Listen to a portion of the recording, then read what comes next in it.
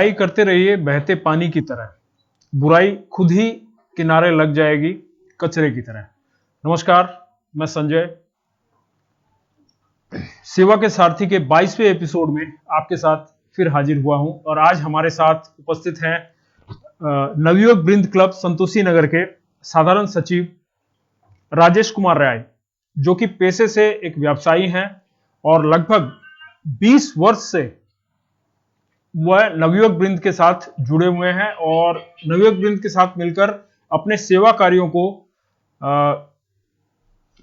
बरकरार रखे हुए हैं। नवयुवक वृंद के बारे में थोड़ी सी मैं ब्रीफ दे दूं कि नवयुवक वृंद क्लब जो है ये संतोषी नगर एरिया जो 5 नंबर वार्ड के अंतर्गत आता है और इस वार्ड को वैसे देखा जाए तो यहाँ कुछ एक भाग जो है वो स्लम बस्ती एरिया के हैं। राजेश जी, मैं सही कह रहा हूँ उसके बारे में? सही। तो राजेश जी से इंट्रोडक्शन हम करेंगे, उससे पहले पूर्व में बता दे रहा हूँ। और इस एरिया में जो लोग रहने वाले हैं वह नौकरी पेशा और काफी निम्न वर्ग के लोग भी आते हैं जो रोज कमाते हैं, रोज खाते हैं। तो ऐसे इलाके में समाज सेवकों की जरूरत तो पड़ती ही है, खासकर वहां के लोकल जो बासिंदे हैं उनको पहल करने की आवश्यकता बहुत अधिक होती है, क्योंकि वह वहां की लोकल लोगों की व्यवस्था को समझ पाते हैं, व्यथा को समझ पाते हैं।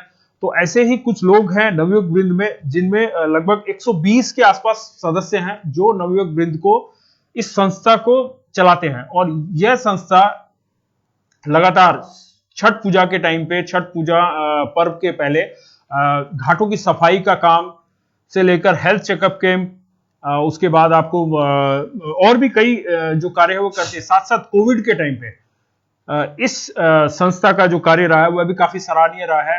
सबसे पहली जरूरत थी इस इलाके में जागरूकता फैलाना, क्योंकि यहाँ काफी कम संख्या में लोग पढ़े लिखे लोग थे। तो उन्हें समझाना कि कोविड के बारे में कि आप सुरक्षित रहो, आप मास्क का व्यवहार करो, आप साफ सफाई रखो, फिर सैनिटाइज करना एक बड़ा युद्ध स्तर का काम था जो कि नवयुवक वृंद के लोगों ने, टीम ने मिलकर किया। और उसकी अगर मैं कहूं कि उसका नेतृत्व करने वाले राजेश जी थे। तो राजेश जी आज हमारे साथ हैं।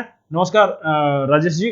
नमस्कार संजय जी। आज खबर समय के सेवा के साथी में आपको बुलाकर हमें काफी अच्छा लग रहा है कि आप एक ऐसे एरिया से बिलोंग कर रहे हैं और ऐसे एरिया के लिए कार्य कर रहे हैं जिसको कि बाहरी लोगों के लिए वो एक अलग दुनिया है, वहां लोग समझ भी नहीं पाते कितनी परेशानी है।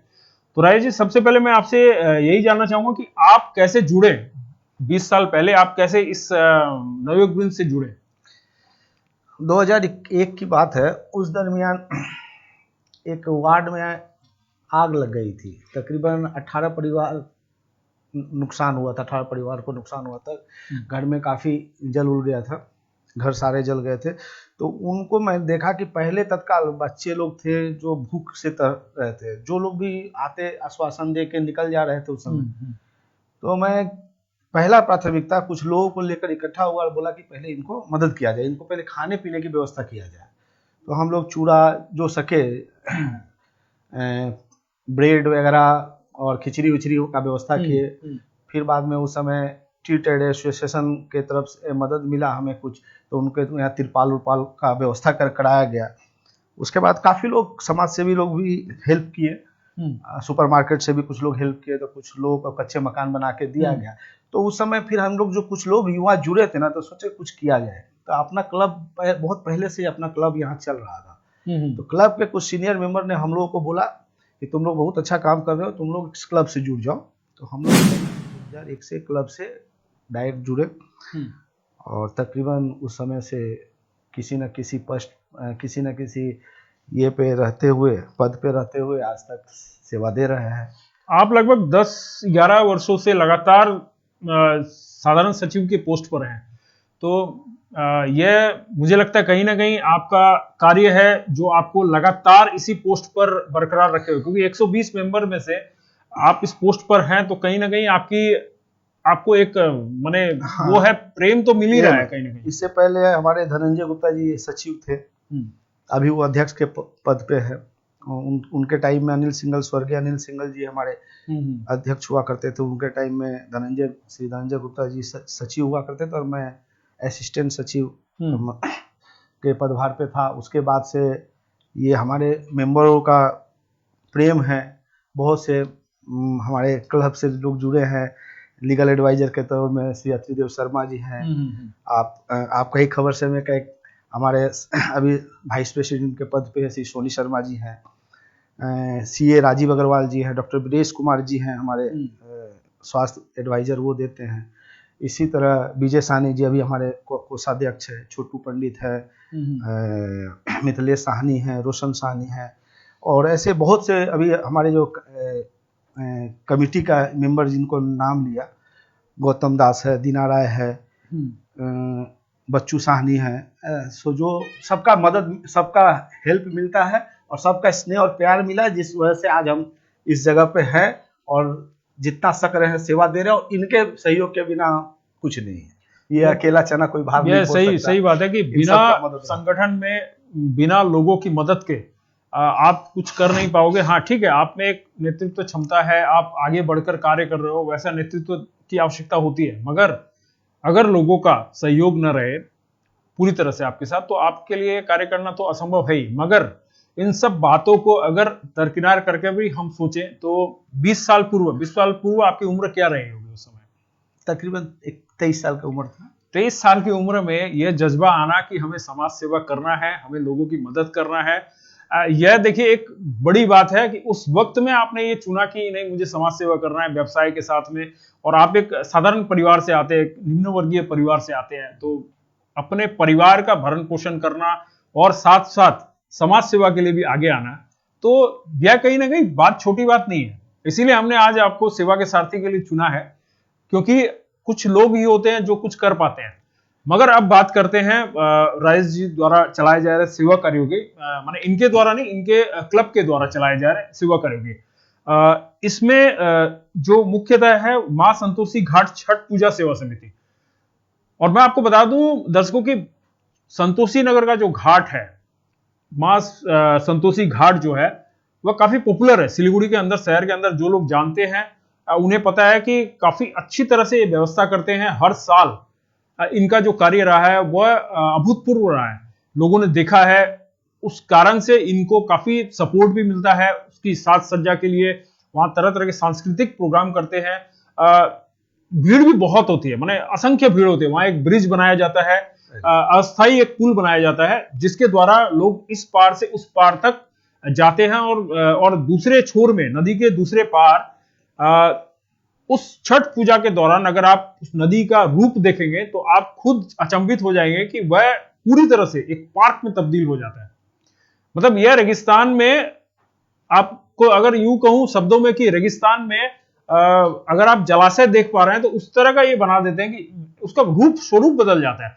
तो ये कैसे संभव करते हैं आप लोग छठ पूजा? आपने जो बताया वो सब सही था, लेकिन विगत 3 वर्षों से अब ब्रिज नहीं बनता है। एनजीटी के गाइडलाइन आने के बाद ब्रिज वाला काम नहीं हो रहा। तो इसके लिए हम लोग एक नया प्रपोजल लिए थे अपने क्लब में कि इस तरफ का जो भाग है, जो घाट है, जहाँ डंपिंग वगैरह हो जाता था, कूड़ा डंपिंग हो जाता था, और अगर नदी के अगल बगल में रहने वाले लोग वहाँ कूड़ा करकट गिरा दिया करता था, तो हम लोगों ने सारा मेंबर मिलके सोचा कि क्यों ना पूजा के बाद भी कंटिन्यूस इसको सफाई रखा जाए, जिसमें दैनिक जागरण भी काफी मदद किया था, आप देखे होंगे। और ऐसा बहुत से संगठन मिलके, मारवाड़ी युवा मंच भी हेल्प किया था। इसे करके हम लोग सफाई अभियान स्टार्ट किए। वो सफाई अभियान अभी हम लोग कंटिन्यूस जारी रखे हुए हैं कि बीच बीच में सफाई होते रहे, ताकि यहाँ और गंदगी नहीं होगा। तो अब हमको मेला और पूजा करने के लिए वो जगह सुविधा हो जाएगा। तो अभी काफी अच्छा हो गया है, तो कोई दिक्कत नहीं हो रहा अभी। और सबका सहयोग है, सारे मेंबरों का सहयोग है कि मिलने से जानते ही हैं कि अगर भाव हो तो ये बोलते, आप कुछ देर पहले बोले कि ये बहुत बड़ी बात है। मुझे तो लगता है कोई बड़ा बात नहीं। अगर भाव हो कुछ करने का तो कुछ बड़ा बात नहीं है। अरे आपके पास जितना समय मिला उतना ही समय दीजिए ना समाज को। अपने आप अगल बगल का समाज बदलता चला जाएगा। वो तो है, आप अकेले चलो, आपके साथ फिर कारवां जुड़ता चला जाता है। आपकी भावना शुद्ध होनी चाहिए, यह एक विषय है। तो मैं जिस बारे में बात कर रहा था कि ये जो छठ पूजा सेवा समिति का जो कार्य है, इस पे थोड़ा सा अगर प्रकाश डालेंगे आप लोग कैसे? इसमें हम लोग जनसेवा समिति और नवयुग बिंद क्लब 2 संगठन है। ये दोनों संगठन के तत्वाधान में एक कमिटी बनता है। माँ संतोषी घाट को, मतलब वो तत्काल एक कमेटी बनता है कि इसी पूजा भर वो कमेटी का संचालन करे, अस्थायी कमेटी बनता है। तो वो कमेटी बनती है, तो उसमें प्राय क्लब के ही जो लोग हैं उनको भागीदारी मिल जाता है कि अस्थायी कमेटी में। तो क्लब के नाते भी हम लोग जुड़े, और उस अस्थायी कमेटी में ही मैं भी 4-5 बार सचिव रह चुका हूँ। एनजीटी का जब झमेला हुआ था, एनजीटी जब 2017 में, तो उस समय भी अध्यक्ष मैं ही था कमेटी का। और पिछले बार विजय जी अध्यक्ष थे वही छठ पूजा कमेटी का, और विजय साहनी जो हमारे कोषाध्यक्ष है वो सचिव थे। तो बहुत ही अच्छा से काम हुआ, सबका सहयोग है। कुछ बाजार के हमारे समाज सेवी हैं, कुछ मीडिया के लोग हैं, आप लोग का भी काफी सहयोग रहा है। तो इन सब धन्यवाद का पात्र भी है। इनके सहयोग के बिना कुछ नहीं है। मैं बार बार यही कह रहा हूँ कि इनमें सबका सहयोग है और होता चला जाता है। अब बोले ना ये अकेला चलो फिर कारवा बनते चले जाते हैं, वैसे ही। तो ये तो है, अनूठा आपने बनाया है आप लोगों का जो प्रयास है, क्योंकि देखिए घाट तो बहुत सारे हैं यहाँ पर। छठ पूजा में जो विशेषता आप लोग करते हैं, मुझे लगता है कि कहीं ना कहीं आपका जो ये नवयुवक वृंद और जनसेवा समिति की आपने जो बात की, मुझे जहां तक जानकारी है जनसेवा समिति का भी अहम रोल रहा है इसमें शुरुआत से। और छठ घाट को बनाने में और संतोषी नगर को नंबर 1 घाट का दर्जा दिलवाने में कहीं ना कहीं और प्रेरणा का स्रोत भी बना, क्योंकि इसके बाद से धीरे धीरे घाटों पर इस तरह के प्रचलन हुए कि घाटों को सजाया जाए। जैसे एक बिहार का पूरा एक पारंपरिक जो रूप है उसको कहीं ना कहीं लाकर यहाँ स्थापित कर दिया गया, और उसके बाद कंपटीशन हो गया, कंपटीशन आ गया। उसके बाद सोच रहे हैं कि हम भी संतोषी नगर की तरह बनाएं। एक बड़ी रूप में कंपटीशन आई। उस कंपटीशन का श्रेय खैर मैं आप लोगों को ही दूंगा, लेकिन साथ साथ कुछ उस समय मीडिया थे, हिंदी जो मीडिया थे, उन्होंने इस कंपटीशन को स्टार्ट किया और फिर एक बड़े रूप में आ गया। और अभी तो फिलहाल शायद बंद है ये कंपटीशन, शायद कंपटीशन बंद है, लेकिन वो रूप बंद नहीं हुआ। रूप जो स्टार्ट हो गया वो बड़े से बड़े लेवल में आता गया। और इसमें मतलब जो आप समझ लें कि पहले 10% था, आज वो 100% के आसपास जा रहा है, उसको कंपीट करने की कोशिश कर रहा है। और संतोषी नगर घाट की जो सौंदर्यीकरण था, जो सुंदरता थी, वह कम नहीं हुई। वह जैसे जैसे उम्र बढ़ रही है इस घाट की, वैसे वैसे इसकी सुंदरता में निखार आता जा रहा है। और उसका श्रेय जाता है इसके सौंदर्यीकरण करने वालों को, मतलब इसके ब्यूटिफिकेशन करने वाले नवयुवक वृंद को। अच्छा, साथ ही साथ मैं एक बात और ये पूछना चाहूंगा कि जैसे अगर हम देखें इस दौरान, घाट की बात तो हो गई, घाट को लेकर हम फिर एक बार बात करेंगे। साथ ही साथ मैं ये कहना चाहूंगा, इस कोविड के दौरान में 1 महीने तक लगातार आपने खाद्य सामग्री का वितरण किया आप लोगों ने, और इस इलाके में मुझे जहां तक मालूम है बहुत ज्यादा जरूरत भी थी, जरूरतमंद लोग काफी थे।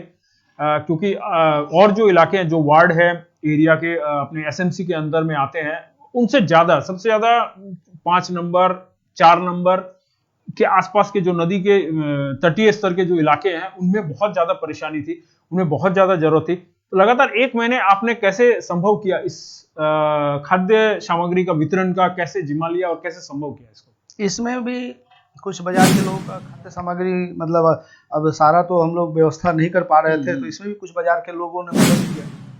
और जैसे आप प्रदीप बंसल जी को गुरु वाले हैं, उनका भी मदद रहा, गंगाधर जी का था।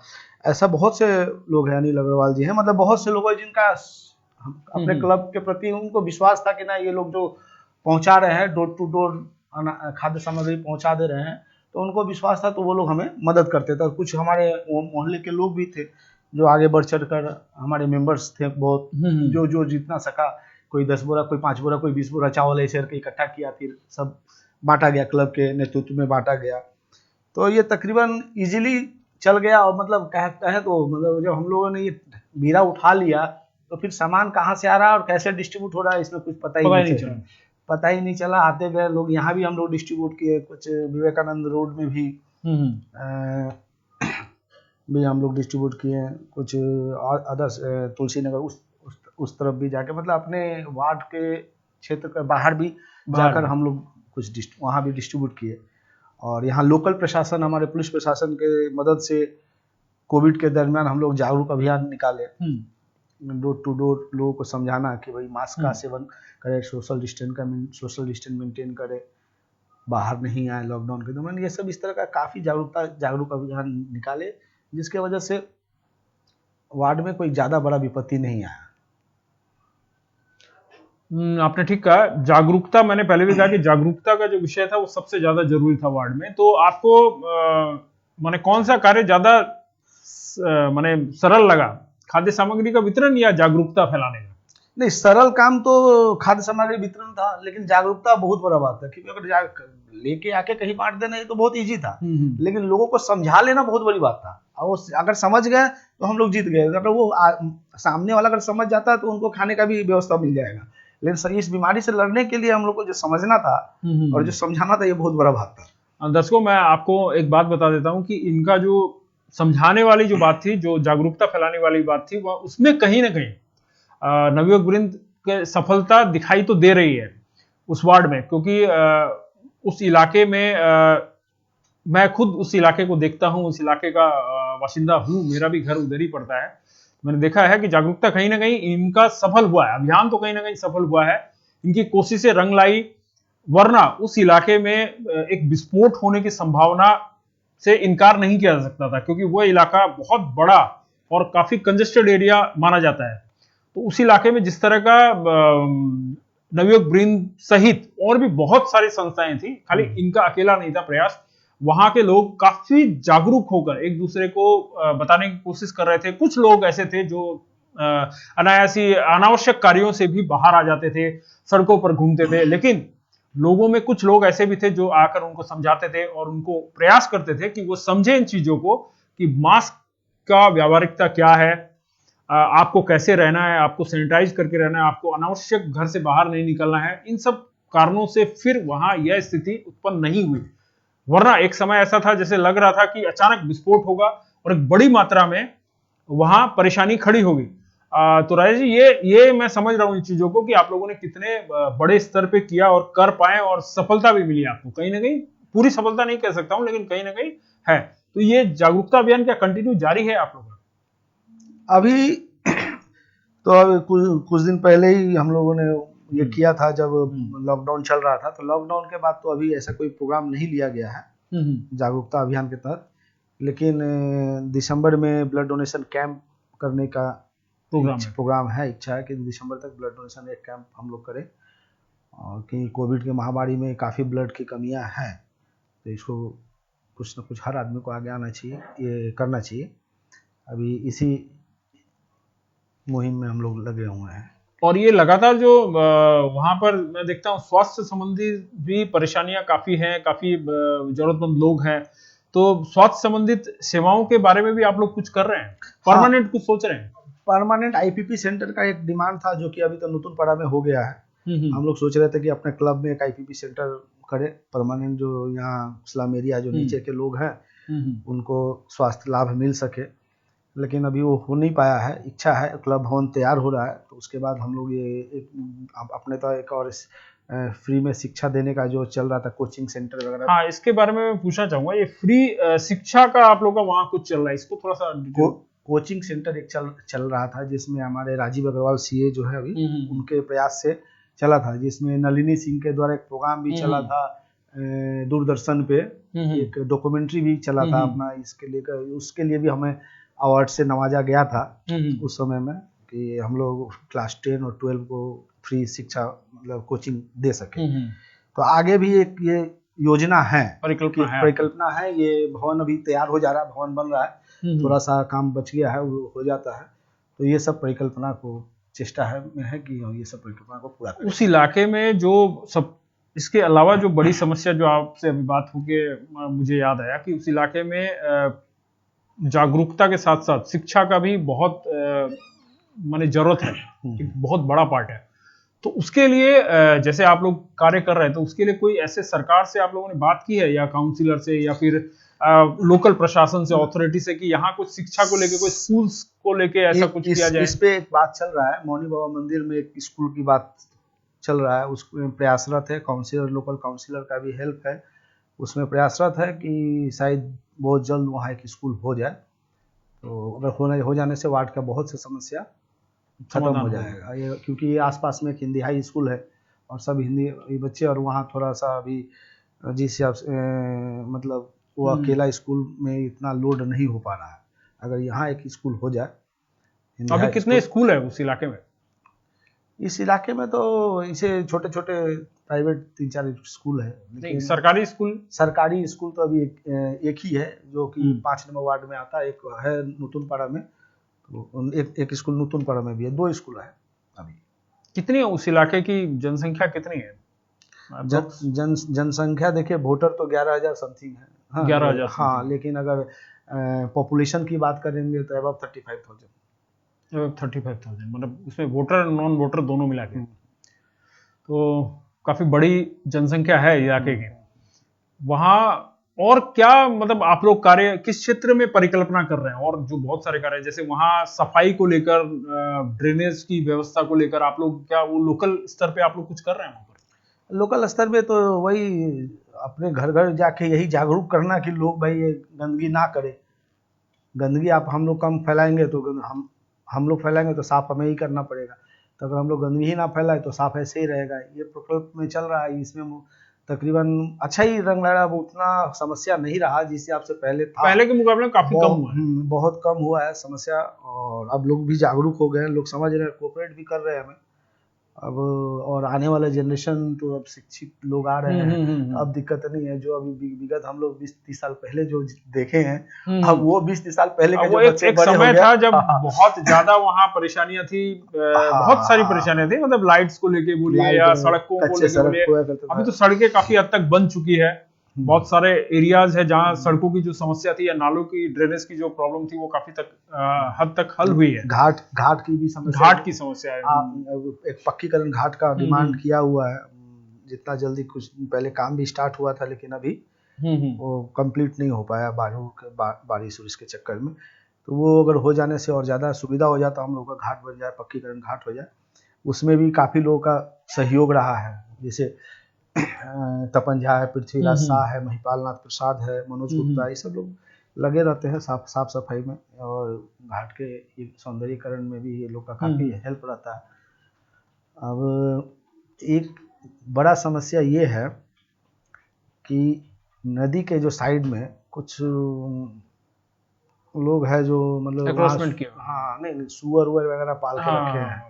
एक गंदगी वहीं से आता है, थोड़ा बहुत एक वो आ रहा है। वो अगर कॉर्पोरेशन उस पर ध्यान दे दे तो ज़्यादा फायदा होता है। अब छठ घाट में तो देखिए सरकार, लोकल प्रशासन सरकार के द्वारा मदद मिल जाता है घाट बनाने में। अपने संतोषी नगर घाट को मदद मिल जाता है तो उससे हो जाता है। लेकिन हम लोग चाह रहे थे पूरा साल उसको उसी तरह सफाई रखे, वहाँ कुछ लोकल। तो ऐसा आप लोग कुछ सोचे हैं, कुछ है आपके पास स्ट्रक्चर की आपने सोचा है कि हाँ पूरे साल उस घाट को, उस नदी को पूरा सफाई रखें आप?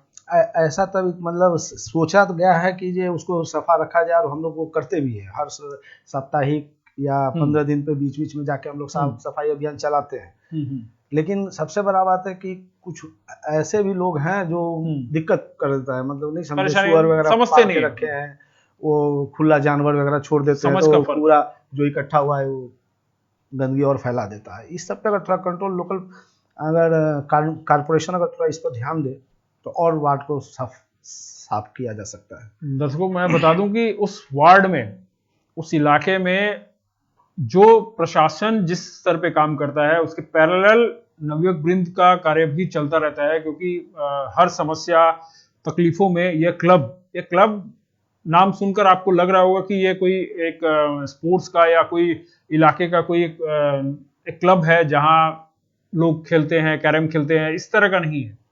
इस संस्था को, क्योंकि मैंने भी देखा है, वहां के लोगों के बासिंदों से भी बात की है, यह क्लब बना था, हो सकता है किसी और संरचना को सोचकर एक क्लब बना था, मगर आज विगत 20 वर्षों से इस क्लब ने बहुत सारे ऐसे कार्य किए हैं जो वहां के स्थानीय लोगों की तकलीफों में शामिल होकर उसे दूर करने का प्रयास करते हैं। सबसे बड़ी बात बता दूं कि वहां समस्याएं बहुत है उस इलाके में। अगर आपको शायद सुनकर भी अंदाजा नहीं हो पा रहा होगा, मेरे पास इतनी व्याख्यान करने के लिए शब्द भी नहीं है, इतना दिखाने के लिए भी नहीं है जितनी समस्याएं उस वार्ड में होती है, क्योंकि वहां गरीब तबके के लोग, जरूरतमंद लोग बहुत ज्यादा रहते हैं।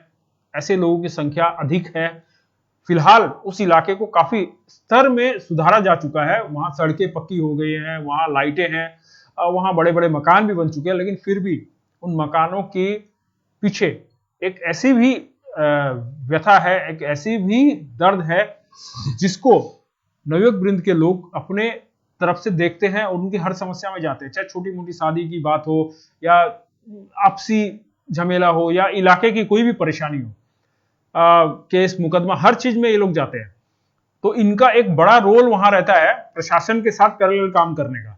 तो ऐसे में कभी आपको मतलब ऐसी परेशानी नहीं आती है कि आप लोग जैसे हर चीज भी आपको जाना पड़ता है, आप लोगों को जाना पड़ता है नवयुवक वृंद को बहुत सारी परेशानियों में, तो आप लोगों के साथ क्लैश होता होगा वहां प्रशासन लेवल और आपस में? ऐसा कुछ नहीं है? नहीं, ऐसा क्लैश का कोई जगह ही नहीं है, क्योंकि देखिए तालमेल, अगर कोई विश्वास करता है तो आपके पास आवेदन देता है कि देखिए मेरी ये छोटी मोटी समस्या है तो आप देख लीजिए, अगर दोनों को समझाने से अगर सुलझ गया तो ठीक है, नहीं तो सामने प्रशासन तो ही है, पुलिस प्रशासन, आप लोग वहाँ जाइए।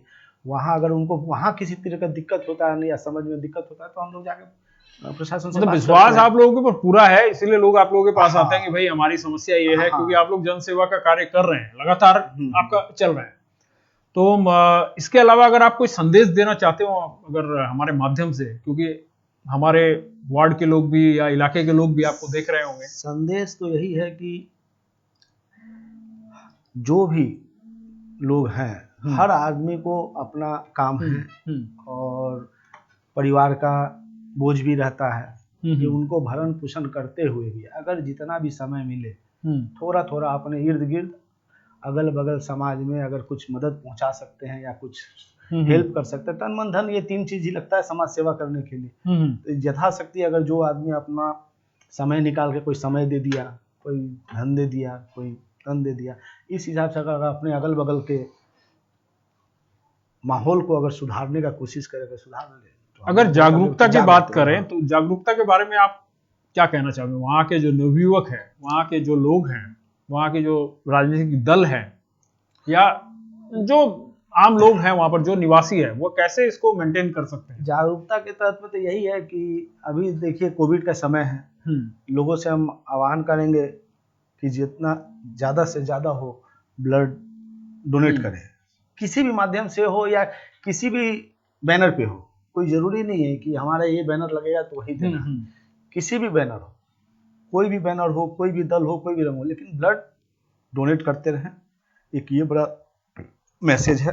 और दूसरे अपने इर्द गिर्द साफ सफाई का ध्यान रखें। एकदम साफ सफाई का ध्यान रखना बहुत जरूरी है, और अगर आप लोग इस इलाके के लोग अगर सुन रहे हैं तो इस चीज को जरा ध्यान देने की जरूरत है। वैसे काफी जागरूक हो चुके हैं वहां के लोग और काफी जागरूक है भी, जो नई पीढ़ी है वह अब बदलने की कोशिश कर रही है सोच को, विचारों को। और राजेश जी जैसे लोग हमारे साथ जो आज जुड़े हुए हैं इस कार्यक्रम में, उनका भी प्रयास रहा है कि नई पीढ़ी को आगे लाएं, पढ़ाई को प्राथमिकता दें, शिक्षा को प्राथमिकता दें, उससे लोग अधिक से अधिक जागरूक होंगे और कार्यों में कहीं विघ्न नहीं आएगी।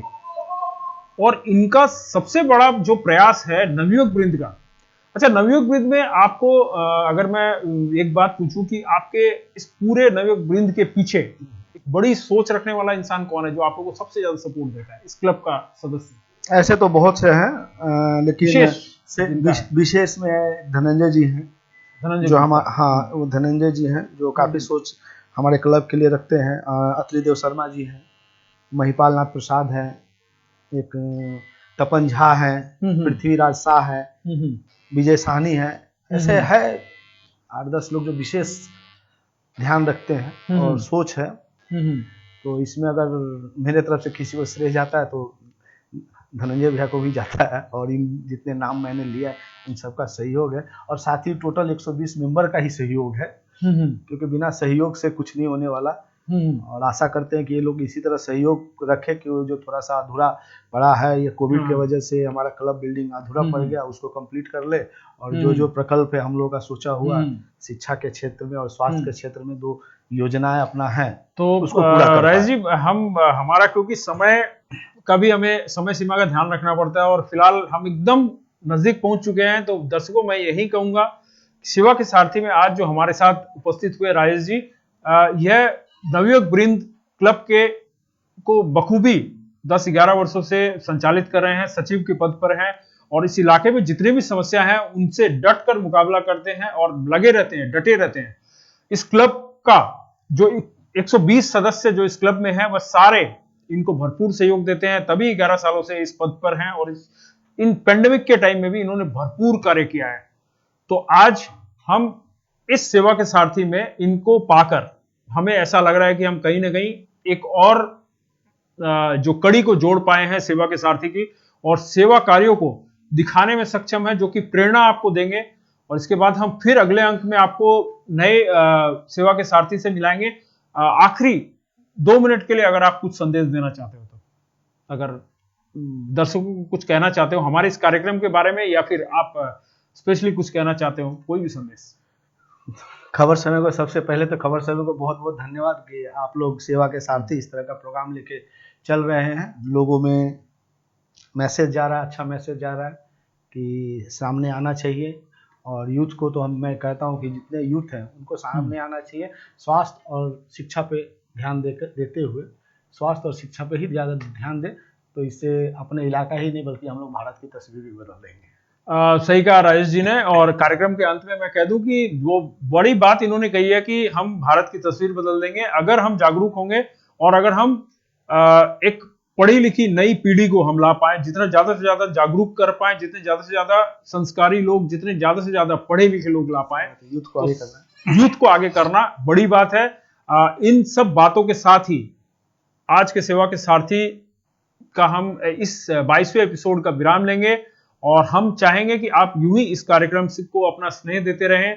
और अगर आप भी किसी सेवा के सारथी को जानते हैं तो आप हमें हमारे व्हाट्सएप नंबर पर बताएं, हम जरूर उन्हें अपने इस कार्यक्रम में आमंत्रित करेंगे और उन्हें उनके द्वारा किए जा रहे अनूठे कार्यों को आपके सामने रखेंगे। इसी के साथ हम लेते हैं विदा। आप देखते रहिए हर समय खबर समय। नमस्कार।